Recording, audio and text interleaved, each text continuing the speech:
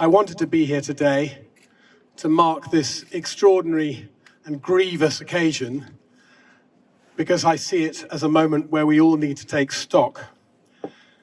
Today, Cressida, Daniel, Louise, Lucia, and Roger, a group of peaceful protesters who care about the future of our planet, have been really viciously sentenced under some extraordinary, wicked, pernicious legislation, which should just not be in place. I think it's increasingly obvious to all of us that these laws were put in place to protect the fossil fuel companies and to protect a version of business as usual that continues to damage the climate and harm us all. But we should be clear that these laws also remove the rights of every British citizen to engage in peaceful protest. They also deny our rights to defend our actions using hard scientific facts and powerful moral arguments. In this case, the hard scientific facts about climate change and the irresistible moral imperative to do something about it.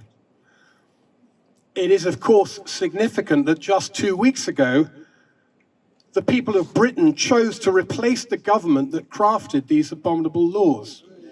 We got rid of them. They are gone. But the laws, unfortunately, remain. A new government should be a new opportunity. It could be a good thing.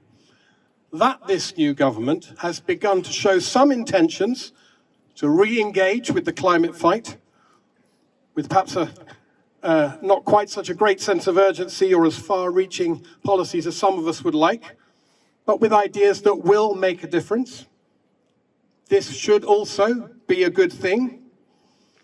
It's almost as if the new government, unlike the previous one, which did almost everything it could to block progress in addressing climate breakdown, it's almost as if they've been listening to the millions of citizens of this country who demand action on climate. You could even say it's almost as if they heard the 5 brave individuals who were sentenced today.